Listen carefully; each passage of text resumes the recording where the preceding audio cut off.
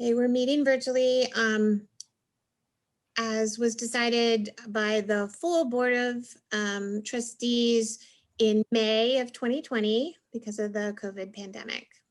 So yeah, I guess we'll meet this way until we can see each other in person. So Mike, you wanted to go first? Sure. So I think David will screen share perhaps as I'm talking. As you all know from the full board meeting, the policy committee has sort of initiated a employee manual working group, which is a joint, it's a staff with 2 trustees participating. And the idea is to look at where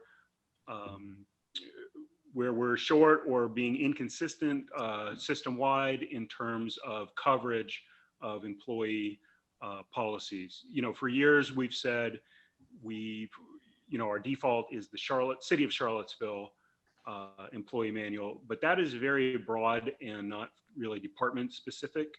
And it's also very out of date, and there seem to just not be, it seems to be a receding target, I think maybe it's fair to say, to get a kind of an up-to-date version of that in place. So the in the working group is, I think the staff members who volunteered for it all happen to be branch managers. They're very interested in getting some tools in place with some policies and practices written down that they can point to, but also the idea that some of these are, I think I also mentioned in the main board meeting, are practices that individual branches have put into place through orientations, but haven't really written down in a way that can be referred to, and there's some variation from branch to branch. So those branch managers who are participating seem pretty interested in the goal. My purpose here today is just to bring you kind of up to speed, but also just to find out, this is a topic that intersects policy and personnel. And eventually it'll go through the full board one way or the other. But just to find out, in what way you want to be as a personnel committee, how you want to be involved in this process. If it's just, hey, periodic updates, that's great. If you want to, be represented on the working group, we could do that. It's really up to you. So that's a question I'll ask now, and then maybe as you think about it the next couple of minutes, you can sort of indicate your thoughts in terms of how you'd like to be involved. Or the status-wise, where we are, we've got the shared document which David has shared, has screen shared, and we have 7 members of the committee. We're all just jointly chipping in and making edits to sort of collectively refine this. I think where we are right now is we have we'll say a draft, but a reasonably mature outline of what the sections are going to be. And then we've done a pretty good review of example documents from the peer libraries that we have identified, plus others that we just sort of on more of an ad hoc basis have found on the internet. And we're sort of just identifying, well, what topics are being covered in these examples, and then and it looks like somebody, since the last time I've looked at this document, has moved those sort of possible topics into our working framework in terms of the outline. So I think we do meet, when's the next meeting, David? Is it tomorrow? It's either tomorrow or Thursday. It's this week, yeah. I think it's tomorrow. Either tomorrow or Thursday. I think it is tomorrow. We will meet as a working group again to kind of review the current status. I think the next step would be to get to a place where we're comfortable that we've outlined all the bases we want to cover in terms of the topics. Those would be the indented bullet points that you see here. And then we're going to start picking the topics and divvying them up and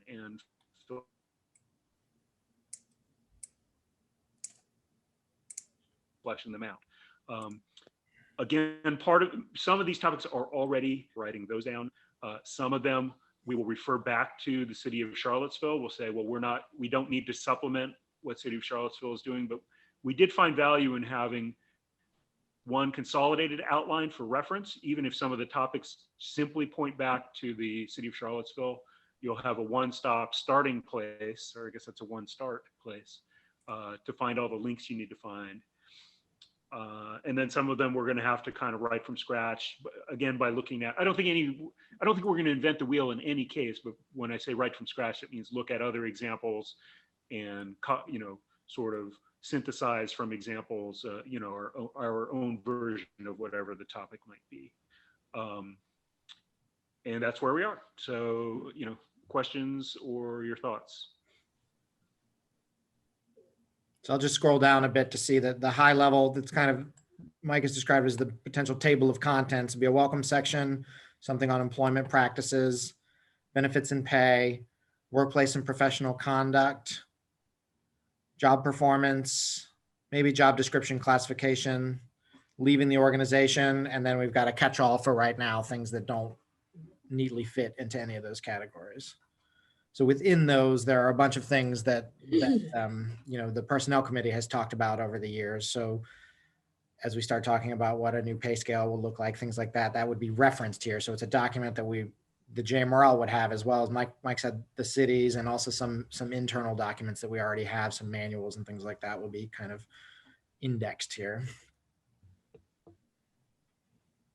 And there are a few in the current JMRL policy manual. There are a few sort of employee facing, and that was actually kind of the initial impetus for some of this is like, as we're looking at these, it's like, well, why is there a disciplinary actions, half pagers in the JMRL policy manual? It's just sort of out of context. And so one of the motivations here is to move all of those out of the sort of public facing, or the things that patrons need to know about the library, and sort of separate them into a employee facing document, just for organization's sake. I think that makes perfect sense. And I do think that I'm trying to think of what trouble we'd get into if there weren't someone from the personnel committee, represented, as you suggested, on this working group. And I don't really see,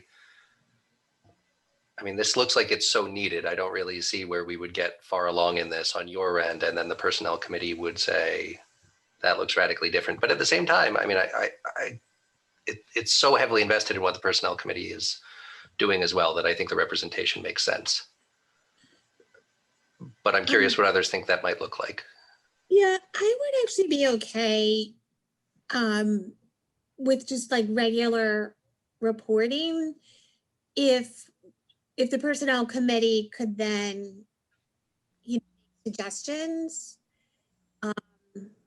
Well, I guess first of all, tell me again, like, what is your goal date to have something preliminarily ready? Right. My vision is, this is actually a pretty large task. So my vision is to kind of work it out section by section, rather than wait to finish the whole thing. In my mind, and this is just me talking and thinking out loud, if it's the employment practices section, and we can get all that, we can identify what topics belong there and get those, kind of fleshed out. The board, I'd like to, I don't want to do it one by one, but I think section by section, we could end up bringing those to the board. So I would love to have the first one of those, at least to the policy committee, as soon as the April policy committee meeting. The one I've been looking at is just the workplace stuff. And it's partly because that's the easiest for me to grasp, having, worked in a workplace before, but also that's an area where through orientation, branch managers already have practices and some of this written up. So it's really just a matter of, in those instances, codifying or writing it down a little more formally, stuff that's already happening or stuff that's already in place. So in that sense, it seems to me to be a low-hanging fruit. And then the other, yeah, if you said when is the whole thing? Yeah. just to finish that statement, then if you ask me when is the whole thing going to be done, it wouldn't surprise me if it's a year before the whole thing is as a cohesive whole ready to adopt. And two thoughts there. One, it's easy enough. The work that's happening here is working in a shared Google Drive folder, which we can easily share with the personnel committee so that they can, as desired, check in on the progress of the drafts. And two, we got a lot of stakeholders here. So the policy committee, personnel committee, board, the managers, obviously, but then all the rest of JMRL staff too. We want to make sure that they get a chance to review and make comments and edit. So I don't think any, even as Mike said, that first section will go to the policy committee at our next meeting in April. I think there are still, that's not a final version at that point, because it still will need a lot of input from folks, including the full board. Like, one thing I noticed, I don't really see anything about, say, training or professional development. Would that be something that would be included in this? We did have, we have a training section here, which largely is we just redid the staff training manual. So this likely will be a very short section here that says, here are the training requirements that JMRL staff have, and we're working on those now to address cross-training and some EDI things. So it would mostly be a short statement, I think, and then a link to this whole other manual that the training committee has put together for staff. Okay. And would you have anything on professional development? I mean, I'm thinking of those two things hand in hand, basically. It depends on what you're talking about. Like, we do have some policies about like reimbursement and scholarships for going to library school and things like that, that likely this is the place that we would want to get all those together for staff to have one place to find what resources are available. Okay. But why don't we put those I think that does make sense to me, that there could be a distinction. Yeah, so let's put professional development. Great.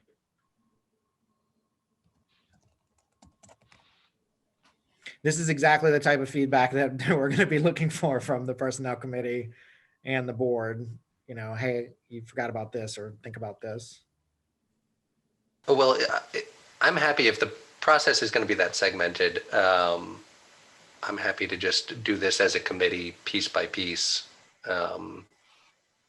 And Michael, if there are, I don't know, particular sections of this that you think we could be more useful in the early stages of, I would just say, feel free to reach out to any of us or all of us. And yeah. David, maybe we could do this. Go ahead and share either the folder or this document or both with the personnel committee, and then it's available for you guys to review. And we'd love to get emails. Carla, I know you're just looking at something for the first time right now, but if you have other questions along the lines of, hey, where is professional development covered, or where is this topic covered? That's exactly what we're looking for right now, because we're just trying to brainstorm what the list of topics is. So if you have time to review it, and based on your experience, hey, is this covered? Let us know, and we'll put it onto the big. We'll try it. Right now we're just trying to fit trying to find all the topics and fit them into a framework. So we'd love to make sure, earlier than later is great in terms of identifying what some of those potential topics might be. Because the other thing is that, Kathy and I both serve on the policy committee, so we'll see it in multiple formats. Yes. So I guess the only other question I had was where are the sections that you feel like you don't really have the background information, or we don't have standards in place other than what we're using from the city? Are there a lot of sections that are like that? I think from the staff standpoint, we have a lot of sections that are that are addressed via a director's email a few years ago, things like that. So even the section that we're looking at right here, which is breaks and lunches, every branch has its own little idiosyncrasies there. So we're going to try to apply some consistency where we can without shackling anybody.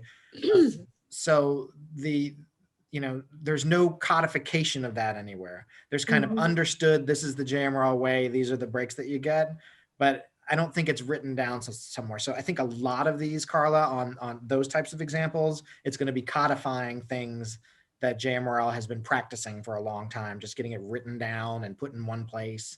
So that Okay. Krista's got a point, I think. For example, coming up a lot lately is weather-related closings. We have Mhm. some of that information in the policy manual, but that's really more of a personnel matter. And every year, it seems like we have to reiterate and explain to staff how that works. So that's something that I just noticed that is missing perhaps in the leave area, or I don't know where it would go, but I'm sure the staff are going to come up with a lot more ideas of things that they learned through being here a while, not because it was written down anywhere. Right. It comes up as new branch managers are trained. They'll email us a question, things like that. So It's in there under safety and security, Krista. Has there been any sort of staff outreach to that effect of what, we're making a staff-facing document, what kinds of information have you had trouble finding in the past? What would you like to have readily available? Maybe not in that sense. So the staff outreach has been keeping the managers very in the loop with here's what's going on with this working group, and asking for staff, explaining the working group and asking for staff input to the working group, basically. But I think that's a good notion there, Thomas, to say like, hey, what things are you confused about, or what things, we have a lot of staff who've worked in multiple branches too. So like what things were not consistent between those branches, that we can kind of iron out. If it's like half hour for lunch here, 35 minutes for lunch there, then we need to figure out, what this needs to say. Yeah, and I know that could be a tricky question to ask without opening a, can of worms or getting 10,000 responses that you have to comb through. But it does seem like, Michael, with what you were just sort of saying about trying to collect information here, that going directly to the source and saying, what information do you need, might yield something useful. And we've been through a couple different titles for what to call this. The personnel manual, I think, was our first guess. And then in my mind, I've been thinking about an employee handbook instead. So the major thing that I think Mike and I've talked about quite a bit is figuring out where the line is between what's board policy and what's JMRL procedure, because some of those things we need flexibility in the future to add things, or to change, and it's fine to go through the whole process of taking it to the policy committee and the board. But some of these are more managerial type of things. So I think that's the biggest task once we've identified all of the areas that need to be addressed, is figuring out like, well, how much board involvement do we need here, and how much of this is strictly a staff thing? Mm. That's a good suggestion though, Thomas. I'll make a note of that. Well, it seems like a really good start. I mean, it seems great. Yeah, we just have to keep the momentum. I agree that I've been very pleased with it seems to have multiple contributors who are motivated, and we're getting a little bit from several people, which is good. I want to keep meeting every 10 days to 2 weeks, if whatever pace we think we can manage. Well, hopefully the clear usefulness of this and how much it's needed keeps that momentum going. I think it's a great project. And would this only be available to employees, or would it be on the public facing website as well? I mean, it's a public document. It's available to the public should they ask for it. Whether or not we would post it, I guess we haven't really talked about it. Initially, when Mike and I started talking about reorganizing the policy manual, the idea was to remove some of the stuff that was superfluous for the public there and only have kind of the important things for the public. So definitely, I would think if we do post it, it would be in a different place or clearly delineated. It was useful for us to find libraries that had theirs posted when we were doing this work. And I think it would be useful both for the employees and for the public to be able to see that. And, I think of the disagreement that might arise over whether or not an employee should be at the library, during winter weather. And if both the public and the, employee can just point to the handbook and say, no, right here it says I'm on a snow day. That makes it a little easier for everybody.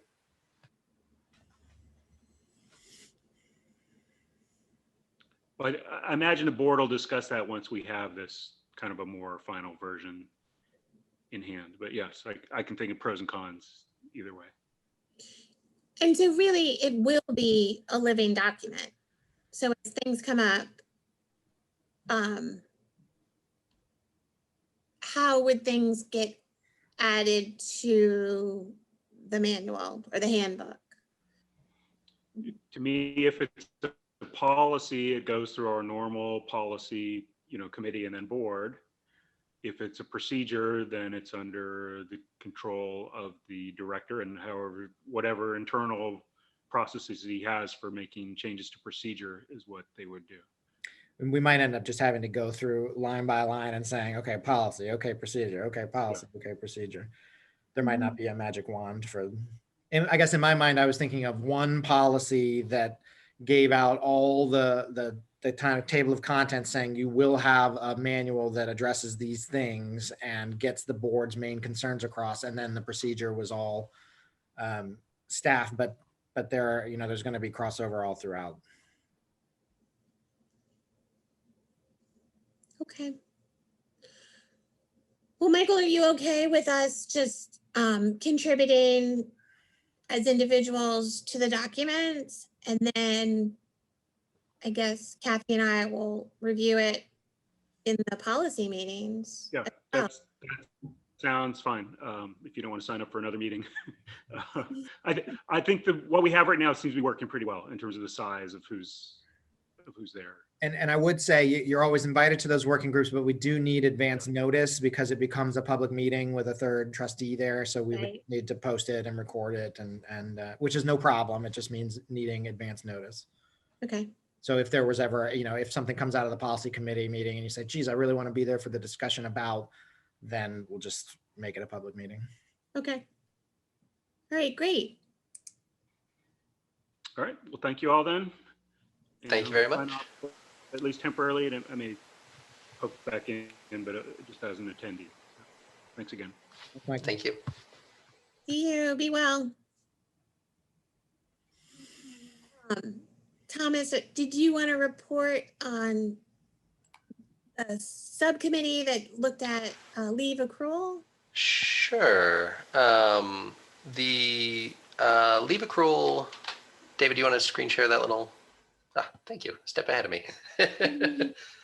The big finding that came out of this was not necessarily any deficit that we had in the 3 to 5 year window that was what initially brought the project to our attention. The 120 hours of sick leave that we provide from day one is more generous than a lot of our peers and really kind of covers that deficiency in overall leave hours that you see in years 3 to 5. And I hesitate, I guess, to call it a deficiency because, again, it balances out there. But the lower number in annual leave. Where we do see a difference is in that 10 to 15 year window, where we do not make an adjustment that a lot of our peer groups do. And again, higher up on the scale there at 25 plus years. And so actually coming out of, looking at this survey of the other jurisdictions, it seems like it's not the 3 to 5 year that requires looking at and possible adjustment, but for some of our more long-term employees in that 10 to 15 year, 25 year plus range. Mm-hmm. So we've got a couple different charts here, Carla. The first one is just vacation leave for J. Morrell, Charlottesville, Albemarle, Green, Louisa, Nelson, the 2 different plans that the university uses, and then the 2 largest regional libraries besides J. Morrell in the state. And then a chart of sick leave, and then kind of a total sick leave plus vacation. So this is what Thomas was referring to. Whenever there's a red pipe after a cell, it means there was a change. So you can see from the peers that we looked at, as Thomas just said, the only one that makes a change after 3 years is Charlottesville. However, J. Morrell is the only org here that doesn't make a change after 10 years. All the rest of them do. Yeah. And you can see that the 120 hours of sick, when you combine it there with the annual, mean that we have a very generous policy for years 0 to 3 that stays flat going into year 3 to 5 then. And I don't know, if there's a feeling among staff that that isn't enough, and that's what sort of brought this to our attention. Maybe we have a conversation there about how the sick leave, is sort of used, promote more mental health days or something to let people know that that's okay to tap into. But yeah, the numbers that David has here show that the 10 to 15 year window is where we stay flat, and a lot of other people are going up. Mhm. And that leaves us at the end here at 25 years behind most everybody except for UVA's new plan. And Marcy tried to help me figure out UVA's two plans, but they were intricate to say the least. So I think we're pretty in line here. I think maybe, so Margaret and Thomas and I just emailed about this a little bit, but it seems like if there's going to be an adjustment, it should be after 10 years to follow Charlottesville's there to add half a week basically, Mhm. which would put us in line with what Charlottesville does all the way up to 25 basically. So you would do, you would keep the jump at 5, Yeah, we would make a Then- change here. It would be 260. 260. Mm-hmm. And then and we would keep the jump at 15 to 280 and just ride 280 out or add another 2 days at 25 year. I mean, at that point, it's not the reason someone is staying 25 years, I don't think. Right. And they're probably not even able to take the leave. Their accrual is pretty large at that point. But Yeah. the reason this came to us, Thomas, a staff member on the compensation committee brought it to us just as a discrepancy. Will the city, because our staff goes through the city's orientation when they get hired, then they go through JMRL's orientation. But at the city orientation, they're told about the city's numbers. Yeah, the 0 to 3, 3 to 5. So the question was just, well, why don't we do that if there's no budget dollar amounts there? It doesn't seem like it's a large burden. So, and we've been through kind of what the burdens are a bit with the board or whatnot. So it makes sense to me to definitely align in this column D here. I'm sorry, in the next one, in the 10 years. Mm-hmm. And I can bring to the full board on Monday, I can bring an accounting for how many people that would affect. So it would just be the people that are currently working between 10 and 15 years. And then as people get to 10 years, they'll start to accrue a bit more. That seems like a reasonable thing to give for folks that have committed 10 years of their life to an organization. How are these other regional library systems? I mean, their numbers are just huge. Yeah, I double checked them all because they really were up there. So Central Wrap, starts slow. They start less than us, and they include their sick. They just only call it basically one type of leave. Mm-hmm. But they really made a decision. I think we don't really break until 10 years, and at 10 years, they made a decision to really reward the longevity that's there. It's interesting. Yeah, Pamunkey Regional, they're just very generous throughout. Mm-hmm. And so, because I know that Marcy is concerned about how we compare with UVA. Mm-hmm. So when UVA went to this new plan, what was their decision making in it, where the leave is so much less than what they were previously providing? And I'm assuming everybody was grandfathered in who was on the previous plan. I don't think so. I think that it was the new hires coming in. Right. Sorry. My guess is that it was some sort of cost saving measure or a way to fill issues that they had with staffing. They didn't call me and ask me at the time, so I'm not sure what the thinking is, but that would be my guess, similar to the retirement decision that JMRL made many years ago. Mm-hmm. Is let's honor what we've given to folks in the past, but that might not be affordable moving forward, so let's adjust. Mm-hmm.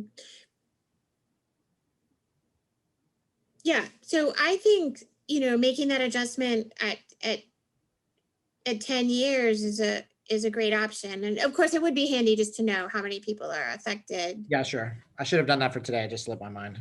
It's okay, because it really isn't, right? There isn't a value to it until somebody uses it, right?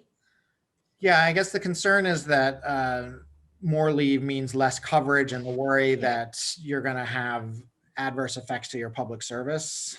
But at this point, you know, the folks that have been there for 10 years have accrued, for the most part, a fair amount of leave already. Does the annual cap on rollover rise at each of these increments as well?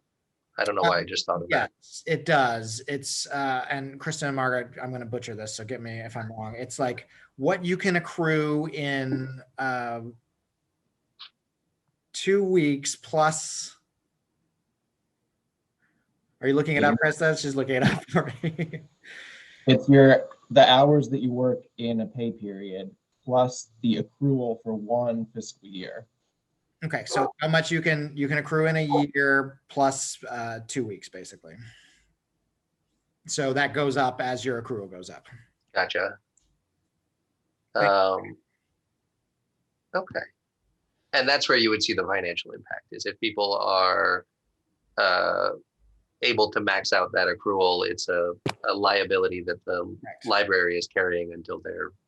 Correct. We'll see that on our audits annually. Of course, this year's audit is going to reflect an uncapped year, like this was, you know, a sport or something, because last year we had no cap in order to give people a time to take vacation that they couldn't take at the tail end of last fiscal year because of the coronavirus. It's going to be equally as big of a problem this year, but we can't continue to carry that over basically as a liability on the books. So our liability is actually going to be quite high this year, Thomas. And even if we were to implement a change at 10, I expect that it will go down because the cap will be reinstituted at the beginning of July. Okay. Yeah, this is great. Very helpful. So, and I spoke to Marcy a bit about this. I would think that maybe just when we're giving the, I guess, Carla, it will be when you're presenting on Monday, I can share this chart and you can make a recommendation that the board entertains a vote to change the accrual to 260 hours for full-time staff and then prorating it down between 10 and 15 years. Okay. And I'll come up with some wording for that and email it to you and you can use it as you like. That sounds great. Yeah, hopefully everyone will be on board. I mean, I think if you just look at that column and see that out of all these organizations that we're comparing ourselves to, we're the only one that doesn't have that kind of step. And I'm sure there was a very good reason for that when that decision was made in the 80s, but I can't find any documentation that says like, here was the problem and here's how we solved it.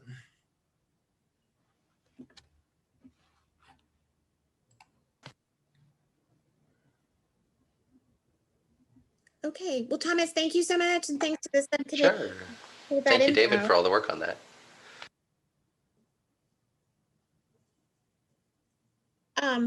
So David and Krista and Zach and we actually met with the county this morning to ask for advice on really getting to not just the minimum wage, but to a $15 living wage before the expected required minimum wage would be at $15. And they are actually tackling this for the next budget, especially at the school system. And it does seem like we kind of mirror the school system versus like county office employees. So everybody who's a county employee, almost everyone is at the $15 living wage already. I think they said there was less than 10 people. Yeah.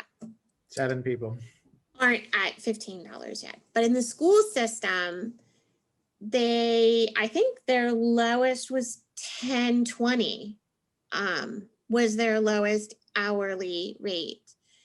And they said that 30%, I think, of the employees are below $15 an hour within the school system. So through the county, and so they are planning to make this jump to 15 in one fell swoop. And so they are kind of willing, they're willing to share with us quite a bit of information. One is that they just did a survey of employers in the area to see like who was at the $15 living wage already. And so they were going to share that info with us, which is great. So we don't have to do that research ourselves. And then they're also hoping to show us their actual formula for converting people to the $15 living wage. And so we hope to meet with them next week, right? Yes. To go over these details. They are changing the whole pay scale in the school system. And so we kind of talked about similarly like changing our bands to reflect that. And the other thing they said is they had to make some difficult choices. So the first is that the pay raise will not affect anybody above the pay grade 12. And I'm not sure what level of professionalism, like I'm not sure where that fits in their system. But the other thing is they're also, where they're looking at decompression, they're capping it at $17.75. So anybody who's already making $17.75 an hour won't be included in any sort of compression solution. And that's just, a choice that they've made because they just decided, look, we're trying to help the people who are on the lower end of the pay scale. And what was another piece of advice they had? I'm trying to think. I think they were very careful to make sure that you didn't have what they described as leapfrogging. So somebody in the lower band and stage getting the raise or percentage of raise that would put them above somebody in the next band and stage.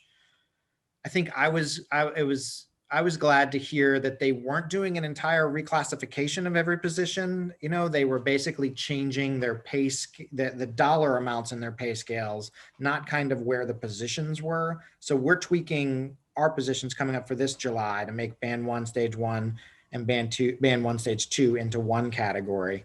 But moving forward, it would just be sliding dollar amounts basically and figuring out the most equitable way to do that. So yeah, we're going to meet with them, I think, next week to start looking at that. And likely what this means is that as we begin, our fiscal year 22 budget proposal is already in. So it's too late to ask for a lot of funding to address this year. The law says, the Virginia state law says by 2026, you need to be at $15. That's 5 years from now. I'm hoping we can do that sooner. So it's likely in the fall. We're going to have to work with the budget committee to put together a few proposals. One, here's what it would cost to do what Albemarle's trying to do now and pull everybody next fiscal year, basically do it all in one swoop, fell swoop. And the other would be some sort of phase in, like how could we do this over the next 2 to 3 years in order to get the bottom stages up to 15. And I didn't get a sense of like how sure they were that the funding would happen for this fiscal year. I think they're fairly confident. They did say that both the school board and the board of supervisors were considered this to be their top priority. That means that they would presumably choose this over other needs as long as they're not critical infrastructure type needs. I'm just trying to think. Yeah, they also just talked about like kind of narrowing the range or the scale of what you're trying to accomplish. One, just so it doesn't become overwhelming, especially in terms of compression. but I think also it just as a funding issue, they said it just got very, very expensive very quickly. If they looked at every, addressing compression at every level. And so when they just focus on the lower end, I think it's still very expensive for them, but it was more manageable. That was the other thing they told us, Carla, is that the plan, the pre-COVID plan, was to bring along everybody's years of experience too. So to pull everybody to wherever they would be along the pay scale based on their seniority as well. And that they've had to kind of ditch that a little bit and instead look at hard dollar amounts rather than slotting people on a scale for it. Which is kind of like what we did when we addressed compression after we had given, after we had raised the pay scale. Mhm. So We did address people's years of service. we addressed people's years of service. And I was thinking actually we would still, but I'd like to see like what their numbers are and how they're actually doing it. So I don't know that we'll have a recommendation to take to the board meeting at the end of the month, but I think that was always the case, that I would rather have a recommendation based on, what we're learning from the county. And so if we have to do that in March, if the personnel committee needs to meet again before a March board meeting, I'm okay with that, so that we could come up with a plan rather than worrying about, coming up with a solution just, by the end of February. And as I said, there's no budgetary impact for next year. It's too late. We've already submitted our requests. So really, Carla, I know that your time as the chair is going to be ending with your term in June. So I would like to get the bulk of the work done by then. But really, we're talking about things that need to be in effect by November. So we do have some wiggle room here. Thomas, Does you anybody your hand have up? any questions? Yeah, I was just, I completely agree with you on the idea of taking another month. I think it sounds like that's a big piece of information we're waiting on. I was just wondering, could you talk a little bit more, kind of refresh my memory on the last compression project that you did? And I mean, it doesn't sound like we did any of this artificial capping or that kind of thing, but could you just refresh my memory a little bit on how that all went? So, and what's interesting is we actually got advice from Albemarle County to help with the compression.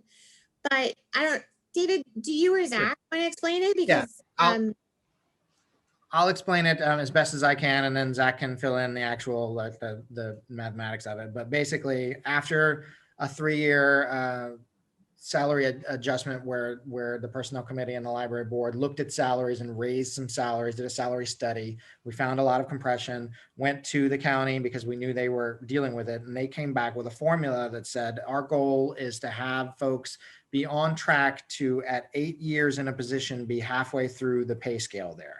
So Zach developed an algorithm basically to adjust salary so that it would be on track towards, by that eighth year, be midway through the pay scale. And then we capped it each year at 7% raise in order to make it affordable. And that way, over 3 years, we could get everybody there. But in any one individual year, it wasn't unmanageable. So in year one of that, it was a big expense because there were a lot of positions that needed to get there. But some of them, after the first year, were done. That 7% raise or 6% or 5% or whatever it was, got them kind of course corrected to be back on track to solve their compression issue. Some of them, it took all 3 years to get there, but it was a little bit less every year. So if somebody could be done in 7% in 1 year, it was done that way rather than 3.5 over 2 years or something like that. Yeah, and Gotcha. set that cap at whatever number we chose. I think we chose 7 because that was the one that allowed us to finish this in 3 years. So we could do something similar here where we were to say, okay, well, here's the overall cost of this thing, and what dollar amount do we need to pick in order to make it work in 3 years? Zach, what did I misexplain there? You got it as far as I can tell. That's right. Yeah, Thanks. and I'll just add, so a couple of things. So first of all, the reason we did have this level of compression is because we were so far behind in just our base pay. So like we were looking at what other libraries were paying, and our like we weren't even matching the minimum of what our peer libraries were paying. And so it was very easy to explain that to our funders, right? Like, dude, look, like we're not even, there's no question about us overpaying folks. Like, we're not even comparable to the other regional libraries. And of course, we always would take out Northern Virginia or any of those concerns, right? And so then you would have folks who had been here for many years, and they might have been 15 to 20% then behind in compression because the new person, came in then at $11 or whatever.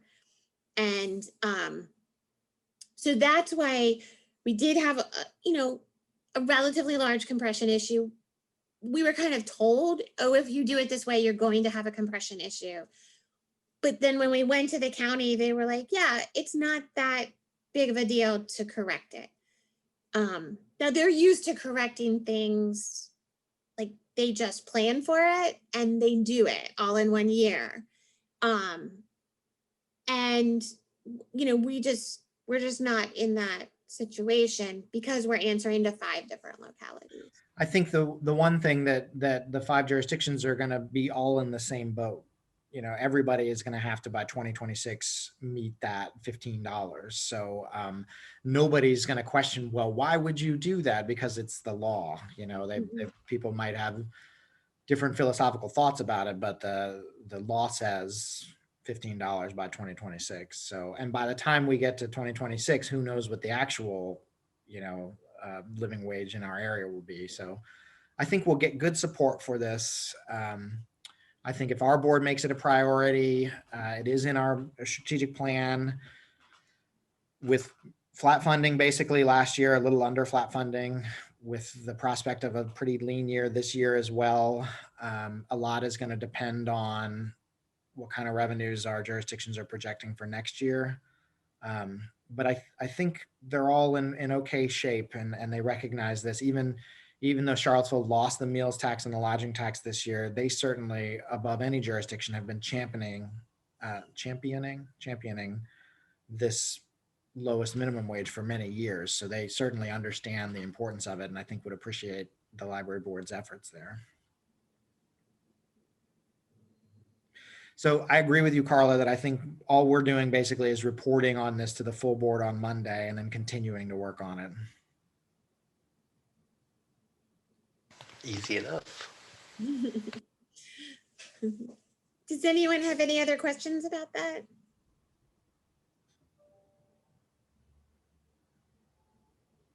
So for the board, we want them to either vote or consider the accrual change. And it's possible that they could discuss it and then vote on it the following month. That's fine. And then just keep them up to date on this work, basically. I think I had I misled everyone by saying that only the first 3 steps of the state minimum wage were codified in law. And actually that has changed as of April last year. And it is codified up to $15 in 2026. Good. Doesn't mean that won't change, but that's what it is right now. Yeah, I think funders will support it. I'm not sure they're going to support it in one fell swoop. That's all. Yeah. Even not even considering this upcoming budget year, this upcoming fiscal year, we're already thinking of, a year and a half from now. But Yeah, I think we might have to break it into a couple years. Yeah, so the $11 we already accounted for, that's by January 1, 2022, and that's already in this budget. January 1, 2023 is $12. So, we're gonna have to, for that next budget, be on the way by $1 there. And there's a much larger group. The group that we're talking about for next year is basically our shelvers and the delivery folks and a few other positions, but that next group is much bigger. So we're going to see the budgetary impact right away, even if it's not in one fell swoop. We're going to have to be well on our way towards making that change. All right. Well, we'll see what we learn from the county. I was actually surprised that I was surprised that that we were ahead of their pay by like 20 cents or something. Like their minimum pay was so low in some cases. I think that was, on the county staff side though, that was only 7 employees. So, Okay. it was, I think they could just bring those up right now. I think it's the school side that's the better comp for us because they have Yeah, so definitely. many Yeah. varied public service positions, that just like we do. And I'm not sure where the city is on that either. I look forward to them getting a new head of HR and talking about this with them as well. I think one of the things that a lot of these large employers do, whether it's UVA or the city, they use contract. They contract people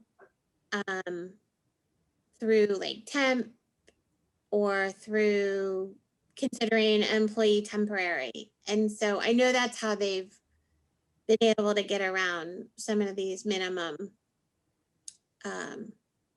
wage or benefit. By just not directly paying the people who make less than that. Yeah, they don't consider them employees. They're contracted employees. I think the city actually made a change last year to stipulate that they would only hire folks that would contract at a $15 minimum wage as well. Mhm. It's So interesting. that's admirable, yeah, and very expensive, I'm sure. I think UVA did that too. Okay. Or did they? Yeah. So I think that that it's a well understood reality that this is where we need to be, especially with the cost of living in Charlottesville so high. The difficulty is that the cost of living in JMRL is not uniform.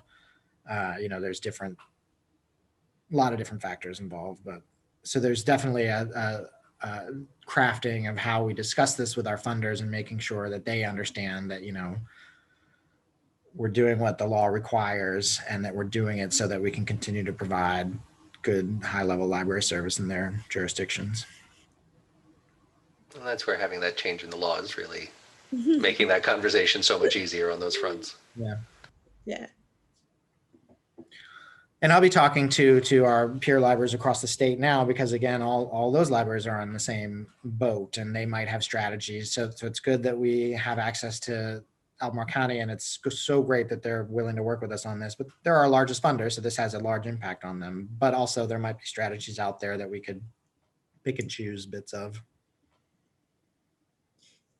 David, have you been able to reach out to the staff to see if anyone was interested in joining the? I just made a note that I need to do that. So that's fine. This group and said it's pretty small at this point.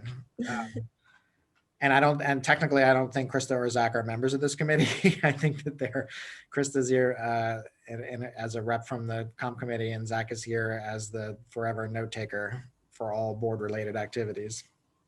So it's really only Margaret and I from the staff. So no, I will do that.